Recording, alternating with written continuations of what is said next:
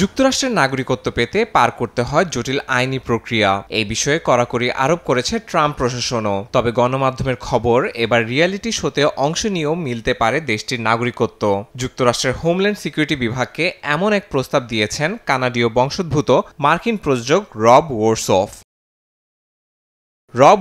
প্রস্তাব দিয়েছেন the American নামের একটি রিয়েলিটি শো আয়োজনের, যেখানে থাকবে ভিন্নধর্মী সব প্রতিযোগিতা, যেমন সান ফ্রান্সিসকোতে কোনো খনি থেকে সোনা জোগাড় করার মিশন, ডেট্রয়েটে গাড়ি তৈরির লাইনে কাজ করা, কঠিন পরীক্ষা হিসেবে টেক্সাস ও ফ্লোরিডায় নাসার কিছু চ্যালেঞ্জ কিংবা রকেটের নানা অংশ জোড়া দিয়ে তা উৎক্ষেপণের যোগ্য করে তোলার মতন কাজও দেওয়া হতে পারে প্রতিযোগীদের। প্রতিটি এপিসোড হবে ঘণ্টাব্যাপী এবং ধাপে ধাপে ছাঁটাইয়ের মাধ্যমে নির্ধারণ করা হবে চূড়ান্ত বিজয়ী। শো এর শেষ পর্যন্ত যিনি টিকে থাকবেন তাকেই শপথ করিয়ে প্রদান করা হবে যুক্তরাষ্ট্রের নাগরিকত্ব।